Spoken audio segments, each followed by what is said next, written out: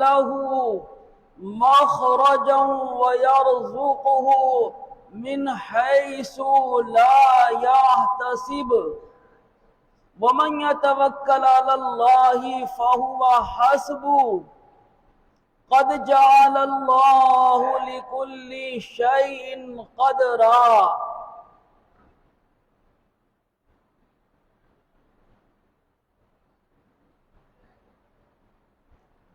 اللہ رب العزت مالک الملک خالق کائنات پروردگار عالم ہم سب کا آقا مولا ہمارا پالن ہار ہمارا پروردگار اپنے کلام عظیم میں ارشاد فرماتا ہے کہ جو شخص گناہ کے مقام سے بچ کر چلا، گناہ کی جگہ سے ہٹا اور اس نے اللہ پر بھروسہ کیا، باری تعالی اس کو ایسی جگہ سے روزی عطا فرمائے گا کہ وہاں اس کو گمان بھی نہیں ہوگا، اور جو خدا پر توکل رکھتے ہیں اللہ ان کے لیے کافی ہے، وہ اپنی قدرت سے اس کو نوازے گا، اپنی قدرت سے اس کو عزت دے گا، اپنی قدرت سے اسے روزی دے گا، اپنی قدرت سے اسے صحت اور شفا دے گا، اپنی قدرت سے اس کے کام بنا دے گا، لیکن اس کا کام یہ ہے کہ وہ گناہ کے مقام سے بچ جائے، اور جہاں دیکھے کہ وہاں کوئی گناہ ہونے والا ہے تو یا تو اس کو روک سکے تو روک دے، ورنہ وہاں سے اپنے آپ کو بچا لے۔ اگر روزی کا معاملہ ہے تو انشاءاللہ کوئی اور راستہ ایسا خدا کی طرف سے پیدا کیا جائے گا کہ یہاں کی کمی اللہ وہاں پوری فرما دے گا۔ یہ صاف صاف اعلان ہے 28ویں پارے کی آیت کریمہ میں، وَمَن يَتَّقِ اللَّهَ يَجْعَلْ لَهُ مَخْرَجًا، جو اللہ کا خوف اپنے دلوں میں رکھتے ہیں اللہ ان کے لیے راستے پیدا فرما دیتا ہے، وَيَرْزُقْهُ مِنْ حَيْثُ لَا يَحْتَسِبُ، اور اس جگہ سے اسے روزی عطا فرماتا ہے جہاں اس کا گمان بھی نہیں جا سکتا۔ اس کے بعد فرمایا کہ وَمَن يَتَوَكَّلْ عَلَى اللَّهِ، جو اللہ پر توکل کیے رہے گا باری تعالی اس کے لیے کافی ہوگا۔ یہ سب قرآن عظیم میں مذکور ہے، اللہ کا کلام ہے، سچا ہے، حق ہے، اس میں کوئی شک نہیں ہے اور شبہ نہیں ہے۔ آدمی اس دنیا میں یہ سمجھتا ہے کہ میں فلاں کا مال چھین کر اپنا بنا لوں گا، مالدار ہو جاؤں گا، تھوڑا اس کا مار لوں گا، تھوڑا اس کا لے لوں گا، یہاں بے ایمانی کر لوں گا، وہاں بے ایمانی کر لوں گا۔ ایسا نہیں ہو سکتا۔ بے ایمان کو اللہ کے یہاں سے کبھی روزی نہیں ملتی ہے۔ روزی وہ ہے جو خدا دے ہے، وہ پاک ہے، صاف ہے، حلال ہے، اور جو کسی کا حق ہے وہ روزی نہیں ہے، وہ گناہ ہے۔ کسی بھائی نے اگر بہن کا حصہ نہیں دیا، خود کھا لیا، کئی دن کھا سکتا ہے؟ قیامت کے دن حساب ہوگا تو پھر سب کچھ دینا پڑے گا۔ نمازیں دے دو، اپنا حج دے دو، اپنا عمرہ دے دو، اپنی اپنی تسبیحات دے دو جو تم نے پڑھی ہیں، عبادتیں دے دو، کیسے پورا کرو گے وہ حق جو دنیا میں کسی کا مالا گیا؟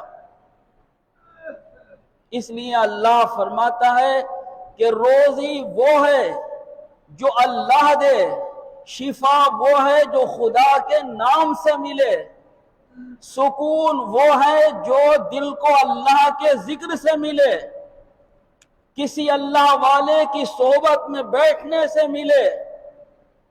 کچھ بھی کر لو، جب تک اللہ سکون نہیں دے گا دل کو سکون نہیں آئے گا۔ کچھ بھی کر لو، جب تک اللہ شفا نہیں دے گا بیمار کو شفا نہیں آئے گی۔ کچھ بھی کر لو، جب تک اللہ روزی کا انتظام نہیں فرمائے گا روزی نہیں آئے گی۔ زمین میں بھی وہی پیدا کرے گا، آسمان سے بھی پانی وہی برسائے گا، لوگوں کے دلوں میں آپ کے لیے جگہ وہی پیدا کرے گا۔ وہ جس کو چاہے گا آپ کے اوپر مہربان کر دے گا اور کہیں کا کہیں بدلہ عنایت فرما دے گا۔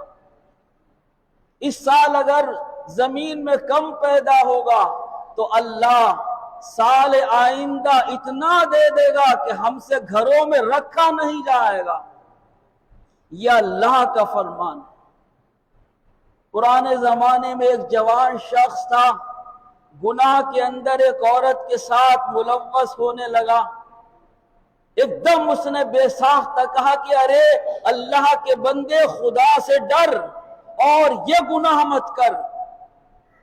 بس دل میں خوف آیا، ہٹ گیا۔ 100 اشرفییں دے چکا تھا، 100 اشرفییں اس کو لا کر دے چکا تھا کہ وہ گناہ کے لیے تیار اور آمادہ ہو جائے۔ 100 اشرفیاں لینے کے بعد بھی ایک دم اس کی زبان سے یہ نکلا کہ ارے تو اشرفیاں تو اپنے پاس رکھ لے مگر اللہ کا خوف اپنے دل میں تو پیدا کر۔ ہٹ گیا، چلا آیا، رات کو اپنے گھر آ کے سو گیا، اسی رات میں انتقال ہو گیا۔ کتابوں میں لکھا ہے کہ فرشتہ آیا اور دروازے پر لکھ گیا۔ سارے محلے والوں نے صبح کو یہ دیکھا، جو گزر رہا ہے وہ دیکھ رہا ہے کہ دروازے پر لکھا ہوا ہے کہ اللہ نے کفل کی رات مغفرت فرما دی۔ یہ اللہ دکھاتا ہے اپنے بندوں کو۔ اس لیے ہم نظر اپنی اللہ پر رکھیں۔ فتنوں کا زمانہ ہے، ہم بظاہر کمزور ہیں، دشمن ہمارا طاقتور ہے۔ اس وقت ضرورت ہے کہ ہم اپنے اندر اتحاد پیدا کریں، صبر کریں۔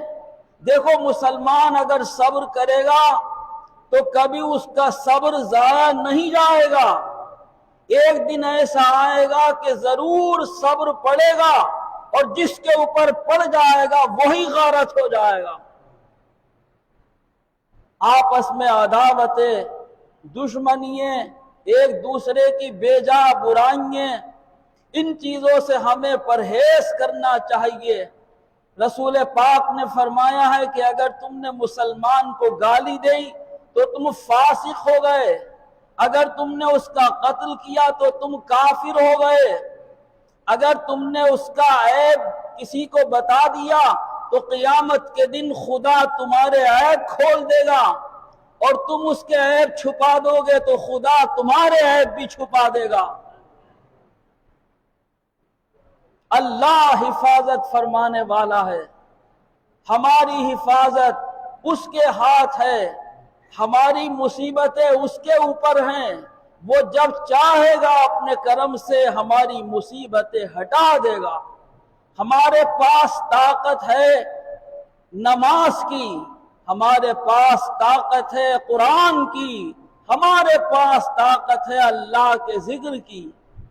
کسی شخص نے بتایا کہ رسول پاک کی شان میں کسی نے آئی لو یو محمد لکھ دیا، ارے ہم مسلمان ہیں، مسلمان اپنے آقا سے محبت کرتا ہے، اگر اس نے لکھ دیا ہے تو غلط کیا ہے؟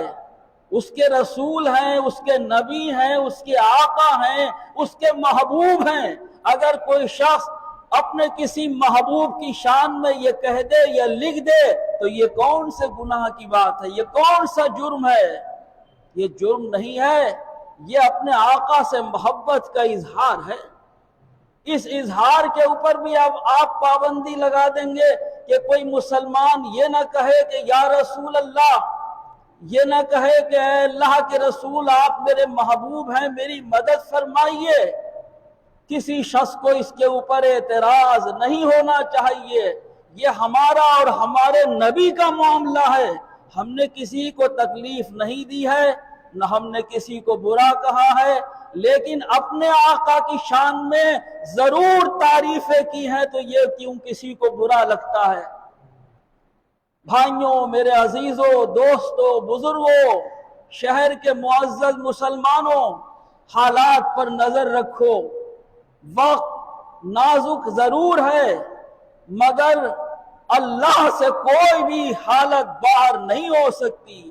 خدا برتر صاحب دیکھتا ہے، وہ ہماری بھی حالتیں دیکھ رہا ہے، وہ ان کی بھی دیکھ رہا ہے، ہماری مدد ضرور ہوگی، ہمیں کامیابی ضرور ملے گی، انشاءاللہ اقتدار ہاتھوں میں ضرور آئے گا، کام ضرور آسان ہوں گے، مگر اخلاق کو باقی رکھ کر، صبر کر کے، ہمت پیدا کر کے، ایک دوسرے کی مدد کر کے۔